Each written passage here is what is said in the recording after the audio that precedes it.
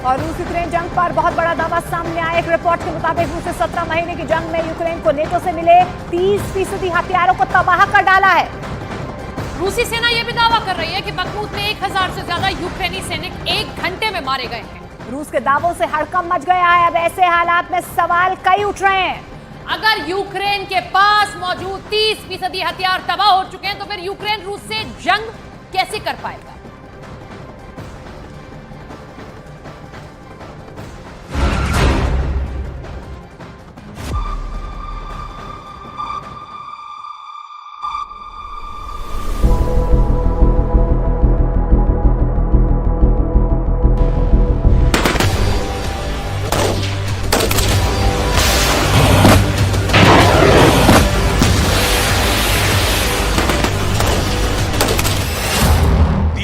प्रतिशत हथियार तबाह, नाटो का यूक्रेन हारा।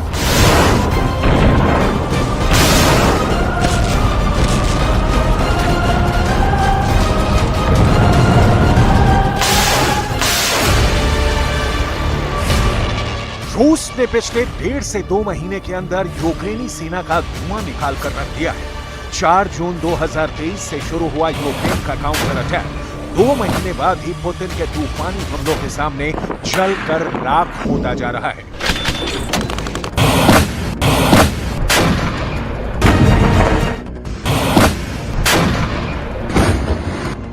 हालात ये हैं कि रूस ने 60 दिन के अंदर 50,000 के करीब यूक्रेनी सैनिकों को मारने का दावा कर डाला है। पूर्वी दक्षिणी यूक्रेन के कम से कम 8 शहरों पर रूस के मिसाइल, ड्रोन और रॉकेट हमलों ने ज़ेलेंस्की के शहरों का वजूद खत्म कर दिया है। दक्षिणी यूक्रेन के कम से कम 35% इलाके पर रूस की सेनाएं अंधाधुंध हमले कर रही हैं। हम आपको आगे दिखाने जा रहे हैं कि बखमूत में किस तरह से रूस की सेना ने यूक्रेन के 1000 सैनिकों को महज 1 घंटे के अंदर टैंकों के जबरदस्त हमले से भून डाला। बखमूत में दौड़ा दौड़ा कर मारे 1000 सैनिक।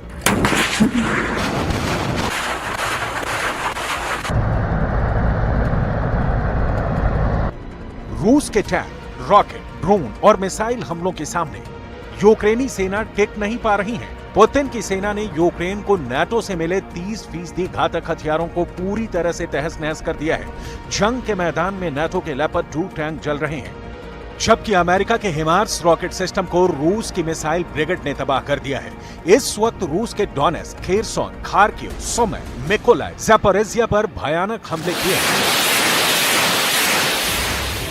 रूस का साफ दावा है कि नाटो का जो भी भारी और घातक हथियार यूक्रेन इस्तेमाल करेगा, रूस सभी को तबाह कर देगा। जरा देखिए रूसी सेना में 2nd आर्मी के कोर कमांडर नाटो के हथियारों पर क्या दावा कर रहे हैं। यूक्रेन को जलाकर राख कर रहे हैं पुतिन। रूसी सेना में 2री कोर के कमांडर ने बहुत बड़ा दावा किया है कि उसके सैनिकों ने पुतिन की कसम को पूरा कर दिया है। पुतिन ने नाटो के हथियारों को तबाह और जलाने को बोला था।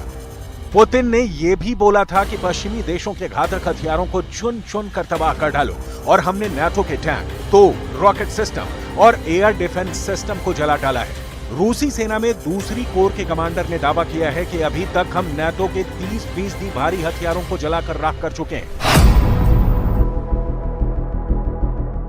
डिफेंस एक्सपर्ट्स का साफ कहना है कि रूस ने यूक्रेन के साथ साथ नाटो को भी धूल चटा दी है। बेहिसाब ताकत, एडवांस घातक हथियार और बड़ी सेना के दम पर फूलने वाला नाटो अब चकरा गया है। नाटो यूरोप और पश्चिमी देशों से मिले 20 लाख करोड़ के हथियारों को पुतिन की सेना ने वाकई में जलाकर 30% जंग यूक्रेन और नाटो से जीत ली है। हालात ये हैं कि बखमूत में एक बार फिर से रूस ने यूक्रेनी सेना को जलाकर मार डाला है। जरा ग्राफिक से रूसी सेना के इस दावे को समझने और परखने की आप भी कोशिश कीजिए।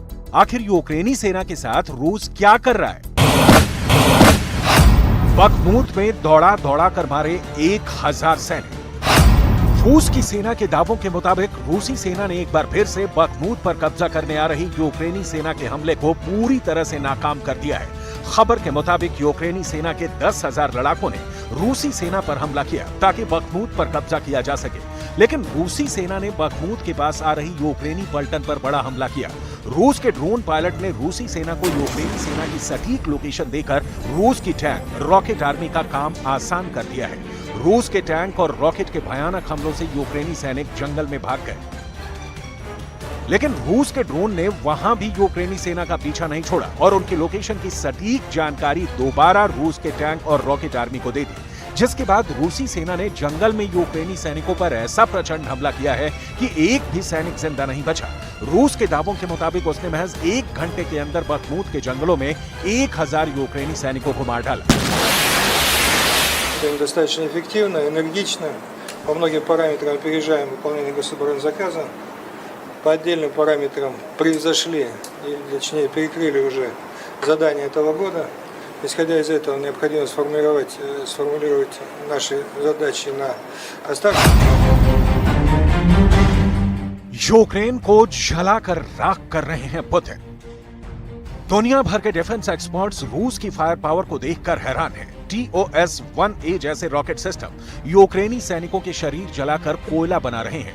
हालात ये हैं कि लगभग 4 किलोमीटर तक मार करने वाला TOS-1A रॉकेट सिस्टम यूक्रेनी सेना को खाइयों और बंकरों में जलाकर मार रहा है। ऑस्ट्रेलिया के वॉर एक्सपर्ट और CSIS के think tank retired general Mick Ryan ने यूक्रेन पर रूस के बड़े हमलों पर बहुत बड़ा दावा कर दिया है। रिटायर्ड जनरल मिक रयान ने दावा किया है कि रूस ने यूक्रेन पर 5 फ्रंट वॉर शुरू कर दिया है, यानी यूक्रेन के ऊपर 5 मोर्चों पर एक साथ हमला। जरा देखिए कैसे। अब तो ऑस्ट्रेलिया के वॉर एक्सपर्ट और CSIS के think tank retired general Mick Ryan ने भी दावा कर दिया है कि ज़ेलेंस्की का यूक्रेन इस वक्त 5 मोर्चों पर बुरी तरह से घिर चुका है। अगर यूक्रेन के सैनिक आगे बढ़ते हैं तो मारे जा रहे हैं और अगर पीछे हट रहे हैं तो रूस उन पर जबरदस्त पलटवार कर रहा है। यूक्रेन के टॉप जनरल को भी समझ में नहीं आ रहा है कि रूस की पहली रक्षा पंक्ति को कैसे तबाह करें।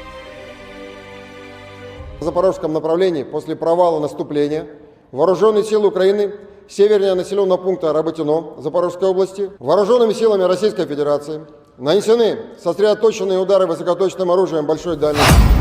लेकिन हैरानी की बात यह है कि 4 जून से लेकर अब तक यूक्रेन रूस के कब्जे वाले ज़ापोरिज़िया में एक भी बड़ा मोर्चा नहीं जीत पाया है।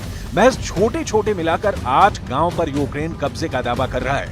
पश्चिमी मीडिया के तमाम प्रोपेगेंडा के बावजूद जंग में यूक्रेन जीत नहीं रहा, बल्कि हार की कगार पर पहुंच चुका है। लेकिन उसके बावजूद राष्ट्रपति ज़ेलेंस्की दावा कर रहे हैं कि वो पूर्वी यूक्रेन में जंग जीत रहे हैं और रूस के हमलों को नाकाम कर रहे हैं।